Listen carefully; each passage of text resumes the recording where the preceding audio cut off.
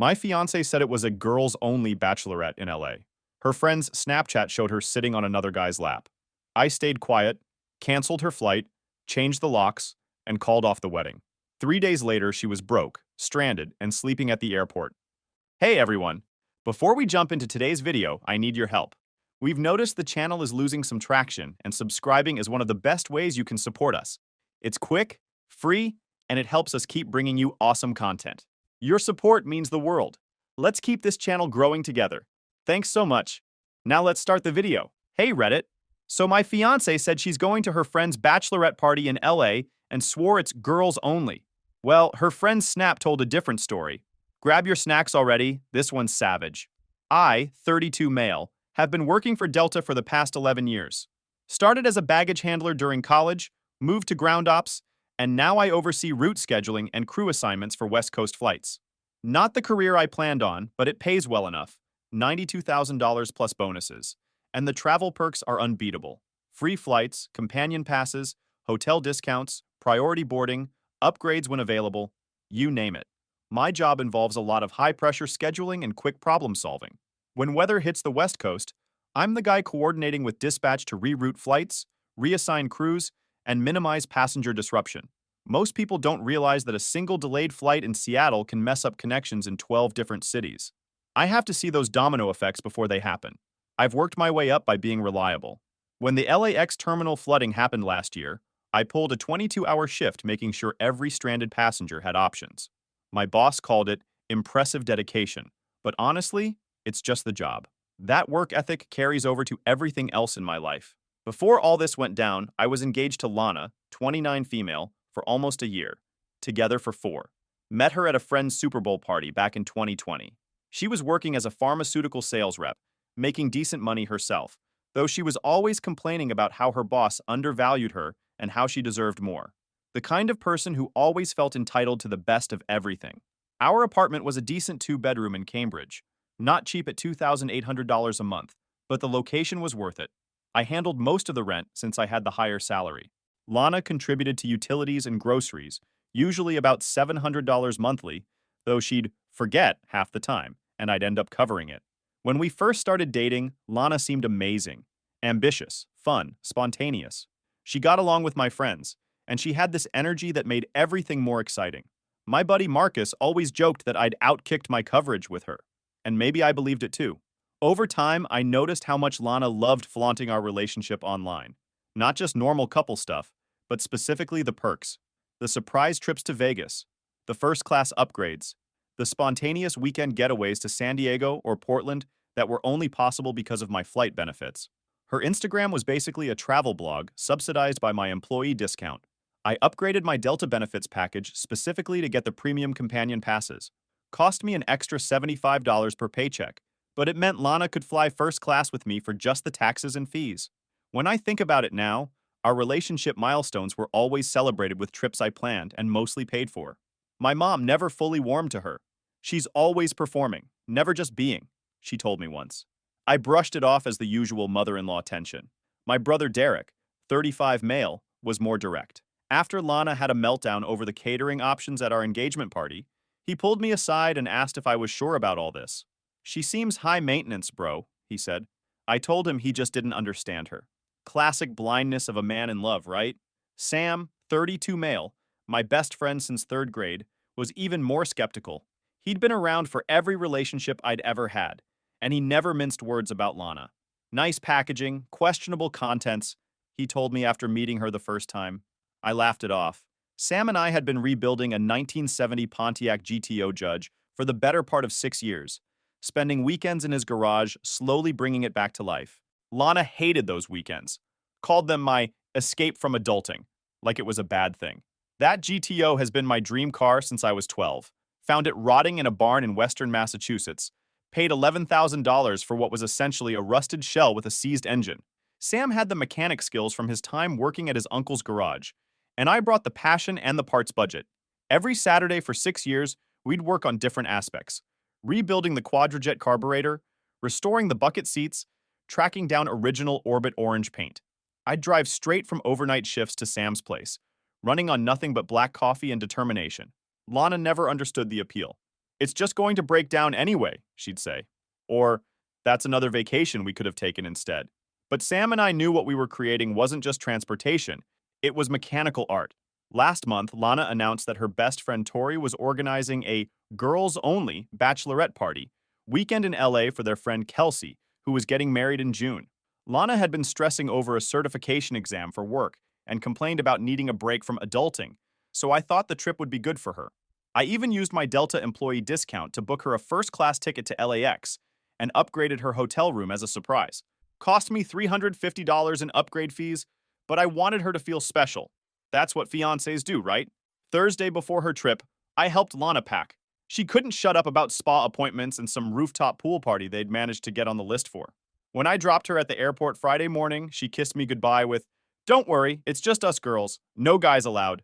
Then she laughed like we shared some inside joke. Friday night, I was working late, managing a weather delay situation in Seattle that was causing a chain reaction across our network.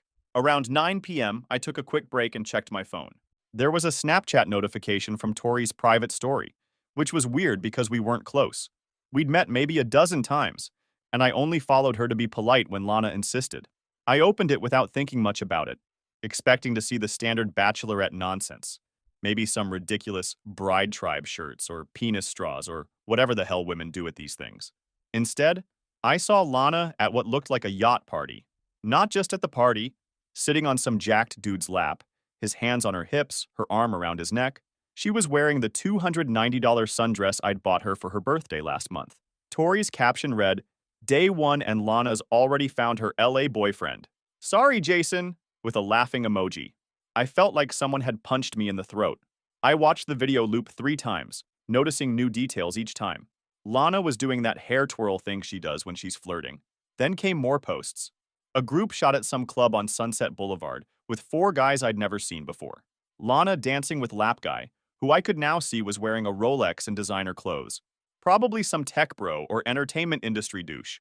A boomerang of them taking shots, his arm wrapped around her waist. Another video of them whispering and laughing, with Tori narrating, "The chemistry is real, y'all." So much for no guys allowed. My first instinct was to call and confront her immediately, but then something clicked in my brain. A weird, cold clarity I'd never experienced before. I put my phone down, muted notifications, and went back to managing the Seattle delay situation with laser focus. My coworker Dave actually commented on how calm I was, despite the chaos.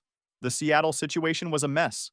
Mechanical issues with a 737-900ER combined with fog rolling in, creating a cascade of problems across our entire West Coast network. 63 flights affected, over 4,000 passengers to reroute or accommodate. But somehow I handled it all with methodical precision. When my shift ended at midnight, I drove home in complete silence. Just me and my thoughts, forming into something that felt less like anger and more like a strategic plan. Back at our apartment, I opened my laptop and logged into the Delta employee portal. Lana's return flight was scheduled for Monday morning, a 10:30 a.m. direct from LAX to Boston. I clicked on the passenger information, noting she was flying on my companion benefit with my employee authorization code. Company policy on this is crystal clear. These benefits require verification of relationship status. They're for spouses, domestic partners, and immediate family only. I didn't technically cancel her ticket. That might have violated policy. Instead, I formally updated my relationship status in the HR system and removed her from my benefits, effective immediately. The system would automatically flag her reservation, requiring payment verification at check-in since the companion benefit was now invalid. She'd still have her seat. She'd just need to pay for it. At last-minute pricing, that LAX boss route would cost around $950. This wasn't just about petty revenge. Delta's benefit verification gets audited regularly. Having someone listed who wasn't actually my partner could technically be considered fraud. I was simply updating my personal information to reflect reality. The fact that it would cause her major inconvenience was just a bonus. But that wasn't enough. Lana had screwed me over after 4 years and an $8,700 engagement ring. This deserved something special. I called my friend Ryan, 34 male, who works in IT at the corporate headquarters. We go way back to college, and he owed me big time after I let him use my flight benefits to visit his long-distance girlfriend for a year. "Hey man, weird request. You still have access to the reservation system?" I asked. "Yeah, why? Planning a surprise trip?" He laughed. "Not exactly. I need a favor, but it stays between us. I explained the situation. Ryan was quiet for a minute. Damn, that's cold from her. What do you need? I need you to flag her profile in the system. Nothing illegal, just make it trigger extra security screening. And maybe mark her bags for random inspection. I can do one better, Ryan said. I can add a note that she's been rude to flight staff before. It won't prevent her from flying, but it'll ensure she gets the absolute minimum level of service. Perfect, I said. After hanging up with Ryan, I texted Sam. You around tomorrow? Need a hand with something. His reply came seconds later. For you? Always. Everything okay? Number, but it will be. I'll explain tomorrow. Next, I spent 4 hours cataloging our shared possessions, making detailed notes about what belonged to whom. 4 years together meant a lot of accumulated stuff with blurred ownership lines. I created a detailed spreadsheet, categorizing items as mine, hers, or shared, with purchase dates and approximate values. This wasn't just being petty, it was protecting myself legally. Massachusetts law treats property division between unmarried couples as a matter of concrete evidence. Whoever can prove they paid for something generally gets to keep it. I packed up all her things. Designer clothes, many I'd paid for, into suitcases. Expensive makeup and skincare into boxes. The jewelry I'd given her over 4 years into a secure case. Except for the engagement ring, which was legally mine until marriage according to Massachusetts law. Took photos of everything as I packed it, creating a digital inventory with timestamps.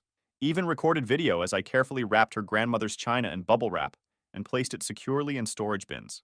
If she tried to claim I damaged anything, I'd have proof. I found her passport in our safe and took it out. She had a work trip to Toronto scheduled the week after her return. Wouldn't want her to miss that. I didn't hide it, just relocated it to a box that would be hard to find in a hurry. While packing, I found a hidden folder on our shared laptop with screenshots of conversations between Lana and Tori. Apparently, this wasn't the first time she'd gone on a girls' trip that involved other men. There were texts discussing a weekend in Miami 3 months ago where she'd apparently hooked up with a hot Brazilian entrepreneur, and plans for this LA trip, specifically mentioning connecting with Chris's friends who would show them a good time. Chris, that must be the lap guy's name. I took screenshots of everything, then called my brother Derek, told him tomorrow I needed help to move some things to storage. Next, I texted Lana's sister Melissa, 27 female, who I actually got along with pretty well. Unlike Lana, Melissa was down to earth, worked as an elementary school teacher, and had always been straight with me. Hey Mel, weird question. Are you home tomorrow? Need to drop something off. Yeah, I'll be around. Everything okay with you guys? We need to talk in person. I'll come by around 3 p.m. By 3 a.m., I'd researched local storage facilities and found one with 24/7 access and climate control for $89 a month. Booked a 10 by 10 unit online and paid for 3 months up front. Better safe than sorry. All this time, Lana was sending me innocent updates. Miss you. The spa at the W is amazing. Kelsey says thanks for the champagne upgrade. We're hitting Nobu tonight. Wish you were here XOXO. Each message was carefully crafted to maintain the fiction of a girls-only bachelorette weekend. I replied with equally casual messages. Glad you're enjoying it. Tell Kelsey congrats again. Meanwhile, I was systematically untangling our lives. Checked all our subscription services, Netflix, Hulu, Amazon Prime, Spotify Family Plan, and either changed passwords or removed her profiles. Contacted our renter's insurance to update the policy to just my name. Called credit card companies to remove her as an authorized user on my accounts. Saturday morning, Sam showed up at my door with coffee and donuts, took one look at me and said, "Wow, you look like crap." That's Sam, brutally honest without an ounce of malice. I showed him the Snapchat videos, and he just nodded slowly, like he'd been expecting this all along. My brother arrived an hour later and nearly lost it when I explained everything and showed him the videos. I always knew she was fake as hell, he said, helping me load boxes into his truck. What's the plan with all her stuff? Some to her sisters, some to storage that she can deal with later. You sure you don't want to just set it on fire in the driveway? That's what I'd do. Derek had gone through a nasty divorce 2 years ago, so his view on relationships was pretty scorched earth. Nah, I'm playing this smart. Smart move, Sam agreed. Less satisfying than a bonfire, but fewer felony charges. Sam helped me dismantle the bed frame and move it to the spare room. Derek and I loaded up his F-150 with the first batch of Lana's things. Took us 3 trips to get everything to the storage unit. By 2 p.m., her presence in the apartment was reduced to gaps on shelves and empty hangers in the closet. By Saturday evening, I'd rearranged the living room furniture, moving the couch to where she had insisted it couldn't go. Better viewing angle for the TV anyway. Reset the Nest thermostat to 68 degrees instead of her preferred 74. Small changes that made the space mine again. While Derek, Sam, and I were moving things, my phone kept lighting up with new Snapchat updates. Lana and Chris at brunch. Lana and Chris on a hike in Runyon Canyon. Lana and Chris shopping on Rodeo Drive, where he apparently bought her a designer handbag. Tori's captions got progressively more explicit about what she thought was happening between them. Guessing she's not thinking about that certification exam anymore, Sam muttered after seeing the latest update. That afternoon, I drove to Melissa's apartment in Somerville with 2 suitcases of Lana's most essential items. When she opened the door, her eyes went wide at the luggage. "What's going on?" I showed her my phone with the Snapchat stories. Her face fell as she swiped through them. "Jesus Christ," she muttered. "What a stupid, selfish beach." That's when I knew I had an ally. "There's more," I said, showing her the screenshots I'd found. Melissa looked like she might throw up. "The Miami trip? She told me that was a work conference." "Well, she was working something, just not pharmaceuticals," I said. Melissa actually laughed, then caught herself. "Sorry, that's not funny. I can't believe her. I'm so sorry, Jason." "Not your fault," I said, "but I need a favor. Can you hold on to these things for her? I'll be changing the locks Monday." "Of course," she agreed. "What else can I do?" "Just act normal if she contacts you, and maybe be available Monday when she gets back. She's going to need a place to stay." "She made her bed," Melissa said firmly. "Or someone else's bed, apparently." Before I left, I handed her an envelope containing Lana's passport and a note explaining that she had 30 days to arrange pickup of her things from storage before I donated them. Saturday night, I took inventory of the kitchen and realized how many small appliances had been her additions. The fancy coffee maker, gone. The air fryer, gone. The kitchen suddenly seemed emptier, but more functional. Made a list of replacements I'd need. Basic versions that would do the job without the Instagram appeal. Added them to my Amazon cart for later. Ordered a pizza, watched a basketball game I didn't care about, and went to bed early in the guest room. Couldn't bring myself to sleep in our bed yet. Didn't matter anyway. Barely slept. Sunday morning, I received a text from an unknown number. "Hey, this is Kelsey, the supposed bride from the Bachelorette party. We need to talk." I was surprised. I'd met Kelsey a few times, but didn't have her number. I called rather than texted. "Jason, thanks for calling," she sounded upset. "I don't know how to tell you this, but there is no Bachelorette party. At least not for me." "What? I'm in Boston. I've been here all weekend. My Bachelorette party is next month in Nashville. I just found out they've been using my name as a cover." My mind was reeling. "How did you find out?" "Tori's roommate Rachel is my actual friend. She saw Tori packing and asked about the Bachelorette weekend. When Tori mentioned me, Rachel was confused because she knew I was home. She called me. I denied knowing anything about LA, and she showed me some of the Snapchat posts. I'm disgusted they used me as their alibi. So not only was Lana cheating, but they had fabricated an entire Bachelorette party as cover. That was some next-level deception. "I thought you should know," Kelsey continued. "And for what it's worth, I always thought you deserved better than Lana. The way she talks about you when you're not around. It's not how someone should talk about their fiancé." That stung, but I appreciated her honesty. "Thanks for telling me." After hanging up, I got a call from Ryan at Delta. "Hey, just wanted to update you. I did what you asked, plus I found something interesting. Your fiancée changed her return flight last night.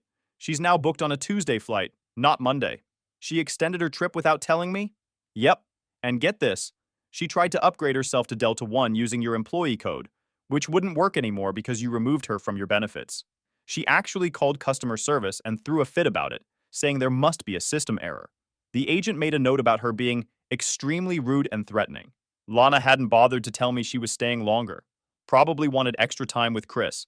The audacity was actually impressive. One more thing," Ryan added. "I looked at her original booking. The 3 of them, Lana, Tori, and someone named Ashley, are all on the same reservation. But they're not staying at the W Hollywood like you thought. The hotel listed in their profile is an Airbnb in Venice Beach. So the story about enjoying the W spa was also a lie. Just another piece in this elaborate deception. Thanks, Ryan. I owe you one." "Nah, we're even now. Some women, man. This is why I'm still single." Sunday night, Lana texted me, "Hey babe, slight change of plans. Kelsey's having such a good time we're staying until Tuesday. That okay?" I replied, "No problem. Have fun." Meanwhile, I was executing the final stages of my plan. Monday morning, I took the day off work and met with a locksmith who changed all the locks on our apartment. Cost me $375, but worth every penny. Then I went to my bank and removed Lana from our joint checking account, transferring my portion to a new account. We kept most of our finances separate, but shared this one account for household expenses. Her name was still on it, but now it contained exactly $17.42, her share of our last utility bill. The bank manager asked if everything was okay. I simply said, relationship change, and he nodded knowingly. No further questions. Added a verbal password to my main account as an extra security measure. Changed my direct deposit information at work to route to the new account. I called our landlord and explained the situation, making it clear that I would be taking over the lease solo and that Lana was no longer an authorized resident. Technically, both our names were on it, but since I had always made the payments from my account, he was understanding. Then I went through our apartment and collected every item that held sentimental value for Lana.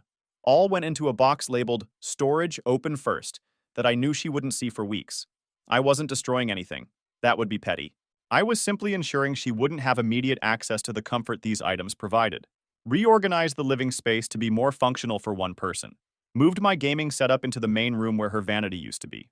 Set up the spare bedroom as a home office with the desk that had been in storage. Changed all the Wi-Fi passwords.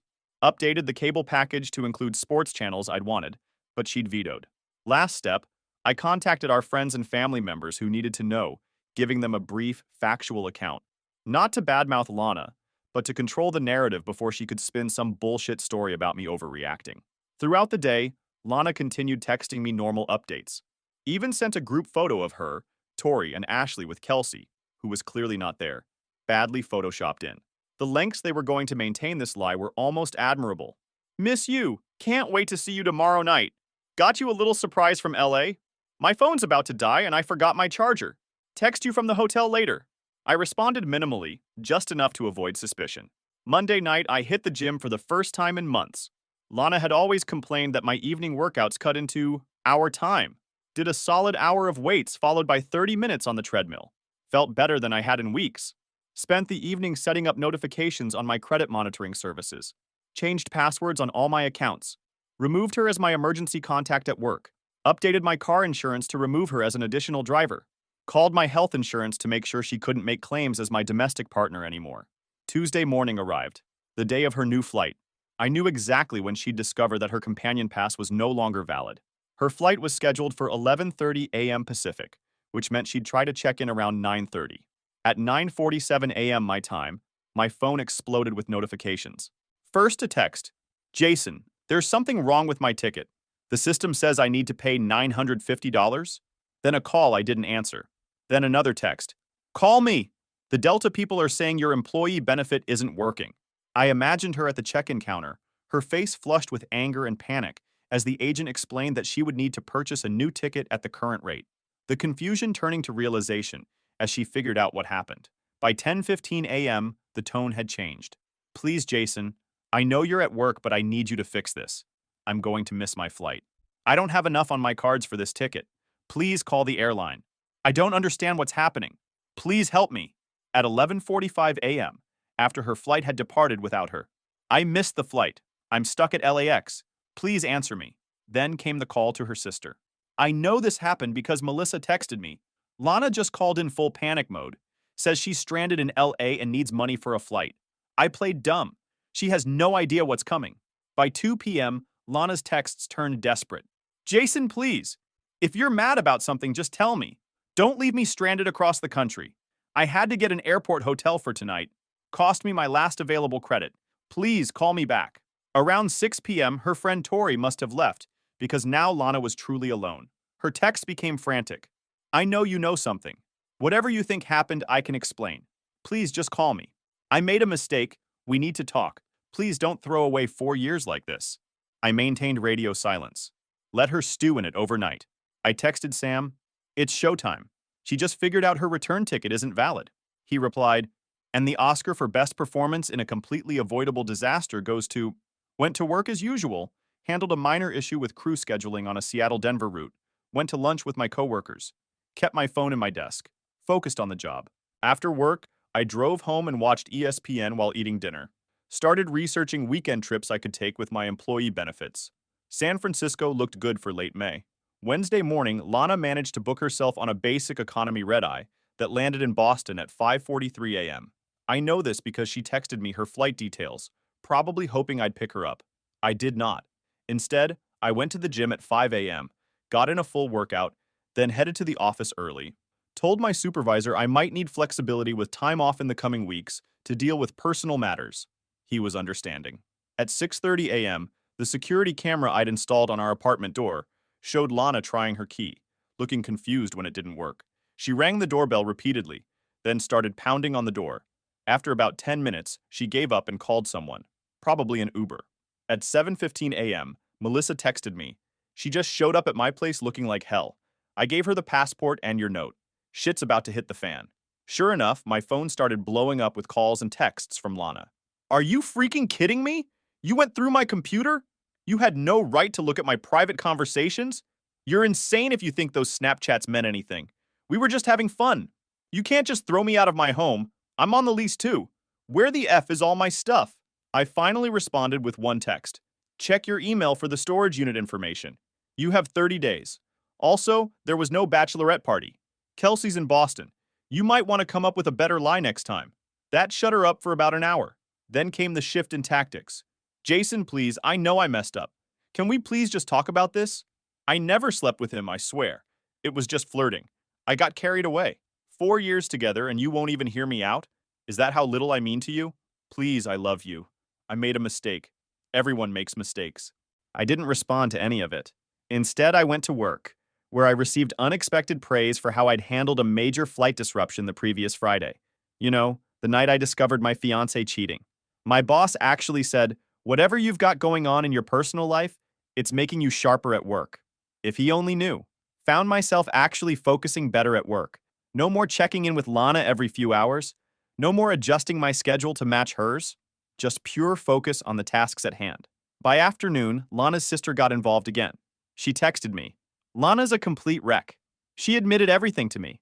Apparently, this guy Chris is some mid-level producer who promised to help her get into pharmaceutical sales for movie productions or some BS. Said it was networking at first, but feelings developed. God, my sister is an idiot. Wednesday night, I stopped by Sam's place with a case of soda and some pizza. We spent a few hours working on the GTO's electrical system, rewiring the dash lights that had been giving us trouble for months. The methodical work was exactly what I needed. How you holding up? Sam asked while crimping a connector. Better than expected, I said. It's like I'm in a weird zone of clarity. That'll pass, he warned. But when the anger hits, come here and wrench on the car instead of doing something stupid. That night, a few of her friends tried calling, probably coached by Lana. I didn't answer a single one. Thursday morning, Lana showed up at my workplace. Security called up to warn me, and I instructed them not to let her in. She apparently caused such a scene they threatened to call the police. After work, I stopped by a local department store and bought new bedding for the master bedroom. Plain navy blue, no decorative pillows or matching curtains required. Finally reclaimed my own bed that night. Slept like a rock. By Thursday evening, the begging reached new levels. Please, Jason, I can't afford the hotel much longer. All my stuff is in storage. I have nothing. I didn't even sleep with him. We just kissed a little. That's it. This contradicted what she'd told her sister. But whatever. The lies were stacking up so high, she couldn't keep them straight. I spent Thursday evening completely reorganizing my finances. Created a new budget spreadsheet without Lana's expenses. Realized I could actually save an extra $430 a month without covering her shortfalls on bill payments. Started researching investment options I'd been putting off. Even set up automatic transfers to my 401k to max out my contribution. Something Lana had always said was unnecessary, since we could enjoy life now. Then suddenly Lana's mother called me. I actually answered out of respect. Jason, what is going on? Lana is absolutely destroyed. Did she tell you what she did in LA? She said you're overreacting to some innocent flirting at a bachelorette party. I laughed. Catherine, there was no bachelorette party. Your daughter went to LA to hook up with some guy she had been planning to meet for 2 months. I have the screenshots. Silence on the other end. Then, I don't believe you. That's fine. Check your inbox in 5 minutes. Spent Friday night updating my resume and LinkedIn profile. Something I'd neglected for years. Found 3 job opportunities that looked promising at other airlines with better management structures. Submitted applications to all 3. Not that I wanted to leave Delta immediately, but options never hurt. By Friday night, Lana had apparently run out of money and options. Her final text to me read, I'm staying at mom's for now. I'll contact you about getting my things from storage when I figure things out. I know you hate me right now, and you have every right to. What I did was unforgivable. It was the first honest thing she'd said all week. The next day, I finally got around to canceling our wedding venue and photographer. Lost the deposits, of course. $3,500 down the drain. Still cheaper than a divorce would have been. Called my parents to give them the full story before they heard rumors. Dad was surprisingly philosophical. Better to find out now than after the wedding. Mom just asked if I was eating properly. Typical mom concern. It's been 3 weeks now. I returned the engagement ring to the jeweler. Got about 60% of what I paid for it, which still covered the cost of changing the locks and then some. Lana arranged to get her things from storage without drama. Her sister Melissa and I still text occasionally. Turns out Lana had been lying to her family about lots of things for years. The apartment feels weirdly peaceful now. I sleep better. I work better. Picked up a new leather couch and a 75-inch TV the next weekend. Call it a breakup investment. I heard through mutual friends that Lana's staying with her parents in New Hampshire, looking for pharmaceutical sales jobs up there. Apparently, Chris, the Hollywood producer, ghosted her after all this drama. Shocking. When she came to get her stuff from storage, she left the designer handbag he had bought her. I found it when doing a final check of the unit. Donated it to a women's shelter along with some other high-end items she forgot. Tori tried to apologize through a mutual friend, claiming she was just supporting her friend's happiness. I told the mutual friend that anyone who helps someone cheat isn't a friend worth having. I've spent most weekends at Sam's garage, finally finishing the work on the GTO Judge we'd been restoring since our mid-20s. Lana used to complain about it, said it was a waste of money that could be spent on vacations or furniture. But Sam and I knew better. You don't rush something built to last. We replaced the Rochester Quadrajet carburetor with a period-correct rebuilt one I found from a specialist in Michigan. Cost $650, but the throttle response was worth every penny. Put in new valve springs, rebuilt the transmission, installed fresh weather stripping all around. All the little details that separate a proper restoration from a quick flip. Last Saturday, we finally got her running. That 400 cubic inch V8 roaring to life after years of patient work. The Judge gleamed in orbit orange, every chrome piece polished to a mirror finish. Sam tossed me the keys without a word. We drove along the coast with the windows down, engine rumbling beneath us. After a while, Sam cracked a grin and said, "Man, if that engine growled any harder, Lana would have found a way to cheat on it too." Sometimes the best restoration jobs are the ones you do on yourself. I've used my airline benefits twice since everything happened. Took a solo trip to Seattle, then visited my college roommate in Chicago last weekend. One seat, no companion pass, no drama. Got an email from the recruiter at United Airlines. They want an interview next month for a senior operations position. 15% more salary than what I'm making now, better route options. Might be exactly the fresh start I need. Sometimes the best revenge isn't a screaming match or a grand finale.